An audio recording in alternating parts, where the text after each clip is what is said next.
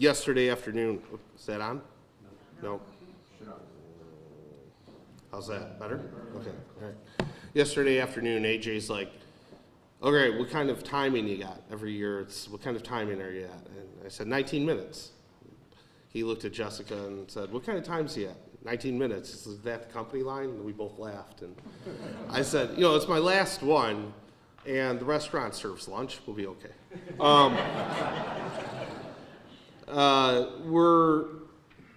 First of all, I'd like to start off just with a couple of thank yous. Not yet, man, not yet. I want to thank Emily and Jessica who work with me on a daily basis and who've really helped me pull this together. My office is a pretty special place. We have a lot of talent and a lot of really great and wonderful department heads. But somebody who's been with me, the person who's been with me from the onset of deciding I wanted to run for supervisor all the way through now is Joe McMahon. He's my chief of staff, and he really keeps the sort of the wheels turning, so to speak. He's often finds himself as having to play a role of basketball coach to me. A couple weeks ago, he was drawing a triangle on my whiteboard, and I said, it's Phil Jackson. Finally made sense. I was finally able to peg it. Well, thank you all for being here, and thank you, AJ, and to the Chamber for once again hosting this event. As AJ mentioned, he and I happened to come into our positions around the same time, along with Dave Manjoya from the IDA, and I think collectively we've been able to do a lot of good for our business community, for economic development in Western New York, and especially here in Amherst. Forget to advance the slides. My last one, I forget to advance the slides, right? So Amherst is it's a pretty special place. It's home to the University of Buffalo's North Campus. It is a tremendous asset here in Western New York. Everybody knows it as the largest town, the second largest population here after the city of Buffalo. I'd be remiss if I didn't remind everybody that we're actually the fourth largest population upstate, right after Syracuse. And really this year, with a census estimated 131,000 people, I like to just say we're coming for you, Syracuse, and our wings are like a hurricane. I wanted to get the Lord of the Rings reference out of the way early on so that I could move on with the rest of the presentation. 131,000. It's a strong population. It's a population that's growing from the outside in, and it's no longer just people moving out of the city or other suburbs, right? We see people coming into Amherst community from outside the area, from outside the country. We're currently a population that has 10% foreign born. We have a tremendous growth, and that growth and what we have to do here in Amherst in order to accommodate that growth and to work with the growth is form truly strong partnerships. And we do that in this government, at least with my administration. We've really tried to put an emphasis on partnership and forming partnerships across business, across not-for-profits, across labor. And we've done that by basically listening to people, listening to developers, listening to service needs, figuring out what we have to do to make something work. And the other day in an interview, somebody asked me about legacy, and I hate the term legacy. But I said if I thought about legacy, it'd be a legacy of partnership. That's really what I would have hoped for this town. And I think when I look out at the audience today, that I can say with many of you, we've partnered, right? We've found ways to work together and found ways to do things that were maybe a little outside the box at times, but that's led to tremendous success here in Amherst. And some of the success that I point to has to do with our growth in terms of property value. The town of Amherst right now is proudly hovering at a property value, a total value around $21 billion. That is an enormous increase since 2017. And in that increase, what we've noticed is that 1.3 billion is just physical growth, new builds, new build out, infill development. And a lot of that has to do with the investments that companies like yours have made. And I applaud you for the investment, creating value, creating growth. And what that's done is it's given us the lowest tax rate in Amherst in 17 years. In 17 years, 2.4 per thousand, which is remarkable. You know, we're able to provide services comparable to any community in upstate New York, and we're doing that through working with our partners, but we're able to do it because we've had the growth and had the success. And for us, it started with this idea of a medical spine and bringing Roswell Park to the town of Amherst as an anchor for that medical spine. But then it grew, and we saw the development of 716 Health, which is a truly, truly phenomenal ambulatory center and a crown jewel of Western New York. And it will be a wonderful center of excellence for years to come.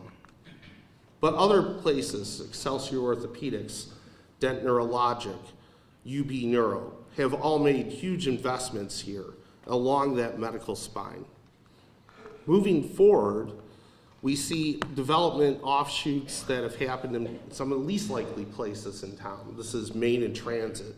Years ago, you wouldn't have thought Main and Transit would be a space where people would want to go and live, right? Main and Transit, it's a little bit of a desolate intersection, single-use retail only, and now, thanks to investments by the Bliss companies, we see a live-work center with new jobs and new retail opportunities, new offices, and residential, all complementing one another. We've established the path to success in development here in Amherst as turning towards mixed-use development.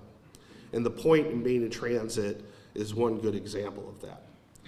But if we think about places like that in Western New York, right, if we think about places like the zombie hotel that we had here in Amherst for a long time on Sweet Home Road, and what that's become in terms of student housing, and we think about getting parcels unstuck, what we really need now is a grayfield policy. We have in New York State tremendous brownfield policies. We need to deal with asbestos and contaminants and the cost of remediating those, and deal with strategically how we take a gray field or a stuck property and see it converted to residential opportunities and to commercial and viable mixed-use spaces. So that's something that we're going to be working on for the next year. I'm hoping to work with all of our elected officials in Albany and at the county level as we turn towards figuring out ways that we can get those parcels to generate places like this, right? To give Next Tier Bank or Canal Bank their new homes, taking parcels that were empty and turning them into something viable. While we do that, Amherst has paid a lot of attention to our environment. And I'd like to thank Janet Lendenchek and Sarah Schultz, who were with the Sierra Club. The Sierra Club's been a tremendous influence on my administration and the direction we're heading. Amherst is a leader in solar in Western New York. We have our first big solar project on Shellis Road. We have 2 more planned and ready for construction. We have been able to incorporate changes to all of our street lights, a huge project that took a lot of energy, it took a lot of patience, it took a lot of dedication. But now, because of our commitment to fostering lower energy yields and turning towards the future in terms of energy savings, we're seeing approximately a $3.3 million savings annually in energy and facility charges already. We're seeing reduction in energy by 40%, right? And this project has improved the lighting on many of our streets. This year, I'm declaring this year a year about youth. We've been investing and running up to this point. We have had a tremendous participation from all of our departments. We've turned our attention in our police department to community policing, and community policing and changing the nature of policing have led us to a number of new initiatives. So I'd like to introduce formally to this group Manny for the first time. Manny is a wonderful addition to our town and an exuberant addition to our town. He is our community engagement and support canine, joined by Officer David Solak, who's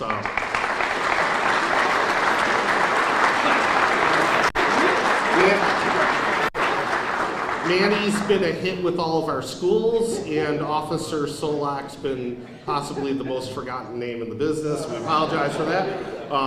But we'd like to thank the Devin Waring Foundation.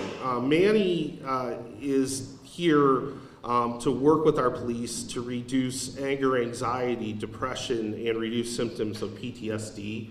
It is an asset for the police when they're conducting interviews, when they're working with sensitive members of the public, and I'd like to think he also is a good influence around the station. Ultimately, we are looking at initiatives like this, our growth in our SRO programs, growth in our police and youth engagement through Youth Police Academy, and continuing to make improvements in our Challenger baseball system as ways to celebrate youth and connect youth to our services. But it's not just about police. Our Youth and Recreation Department does a tremendous job. This year, we're going to be expanding our child care and summer camp programs. For anybody who doesn't know, we sell those out within a matter of hours. We have an underserved population in the town. We know that we need to be able to unlock people's access to work by providing more child care. That's something that is a statewide dilemma. The town's going to do our part. We've partnered with Ellicott Development, and we're going to be working towards building out a new youth center on Eggert Road. While we pay attention to our existing facilities, we have a number of new playgrounds planned. We've seen a number develop. We're going to be building playgrounds at the Northwest Community Center.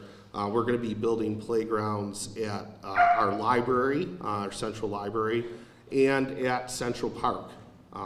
The playground that Assemblywoman McMahon and Speaker Heastie had given us a grant for is going to get put into place this year. We're excited about that as we start to develop an asset right at the center of the town of Amherst. That's just a quick look at what that playground's slated to look like. We're very excited about that. It's an enormous opportunity. I want to thank our partners at Damon. Sometimes maligned, the Royal Park project is coming to fruition. This is going to provide our youth opportunities to play on world-class NCAA regulation fields. Already we have a number of soccer leagues and sports teams that are looking to use the field. And we have a new splash pad and playground. And what was once a little bit of an eyesore at the corner of the town of Amherst and our gateway along the 290 is now going to be an enriched town park and an awesome opportunity for our neighborhoods and for our residents. All of the effort that we make in putting services into place have to be offset by partners in our communities of diversity. We have a wonderfully rich community here in terms of ethnic and religious diversity, and all of our organizations that play a role in that especially organizations such as CHI, and I think Sibu Nair is going to be here today, the leader of that organization and the executive director of that organization, and a good friend of mine for a long time. But organizations like the Chapel with its Serve Day, we've seen organizations like the Chabad Center for Jewish Life recognize Education and Sharing Day. We've been able to be visited thanks to the Temple Beth Tzedek with the Mobile Museum for Tolerance. Soon we'll be celebrating with the Chinese Club of Buffalo, once again, their Lunar New Year. All those organizations are what make this a rich environment here in Amherst. I'd like to thank all of those organizations for their partnership with the town. And finally, it's not just the town of Amherst, and it's not just the business community that gets stuff done. There has to be partnership with local governments, and there has to be partnership with labor. And I want to thank Peter DeJesus and Grace Bagnove, who are here today from SEIU and AFL-CIO. If anybody would have told me in the beginning of my term that we'd be looking at the crumbling up and shuttering of Weinberg, I would have told you that that was something that I wouldn't expect. But SEIU continued to show up every day through the holidays, unsure of their own paychecks, and to serve the community and the population that they loved and embraced in those facilities. We certainly hope for a better future for those facilities. I applaud AFL-CIO and I applaud SEIU and the workers there, and I'd ask everybody to join me in a round of applause. They're amazing.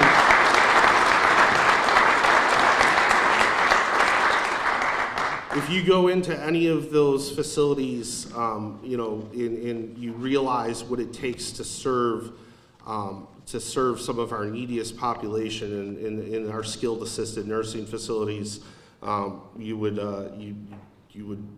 be amazed at the attention to detail and the commitment of SEIU members. I'm constantly humbled by that. I'd also like to thank some of our government partners. Senator Kennedy has been a true friend of mine for a long time. Sorry, Congressman. I slipped. I knew I would do that. I apologize, Tim. Governor Hochul's been really a leader in guiding policy, not only in housing, but in local governance. I've known her for a long time, and I thank her and the commissioners who are here today. Hope's really been a mentor to me in economic development and reuse of some of those stuck parcels that I talked about. Tim Hope's been a person that we can call on constantly as we deal with civil service issues and want to hire in diversity. Senator Ryan has become a true friend of ours, and he's been somebody who's led with a wonderful temperament here in the town, and has kept us focused on a lot of really great projects. State Assembly member Karen McMahon helped me get started, has been a friend for a long time, and somebody who shares a passion for this place, having raised her own family here. County Executive Pullenkars has been somebody who I've worked with in the ECIDA, worked with on a number of issues throughout Western New York. He's a leader in health and human services. He's a leader in parks. He's a leader in running governance safely, and without him, the pandemic would have been a lot harder to get through. The blizzards would have been a lot harder to get through. And so I appreciate your efforts. To the sheriff, to the county legislators, to my sister in government, and April Baskin, to my friends at the city, thank you all. To former Supervisor Grelick, who is a mentor in many ways to me and has been for some time. I use mentor a lot, I mean it. To Steve Floss, our highway superintendent, to France Both, our clerk, and to my board, town Deputy Supervisor Lavin, Councilman Zucala, Councilman Berger, and Councilwoman Marinucci, past Councilwoman Buckeye. Thank you all for everything you've done working with me to make so many of these things possible. As we continue and as we move forward, I've been, talking to a lot of people about where we're going next, what we're doing next, and I would just say that at the end of the day, one of my favorite quotes is, all we can do is decide what to do with the time given to us. I think we've tried to maximize that. That said, we have another 334 days left. And in that time, we expect to see the Boulevard Mall transaction process take place and complete. We expect to see Costco get out of the ground. We expect to see ACC, or the former gun club property, out to RFP and hopefully through a transaction process. We expect to start building Central Park. We expect to see the Weinberg campus turn a corner and hopefully be back on its way to reinhabitation and reinvestment. And we're going to continue to work with our friends at the state to continue to develop housing, to create opportunities for people to live, work, and play here in Amherst. Thank you again to the Chamber. Thank you to all the business leaders here today. Thank you to all my friends in government.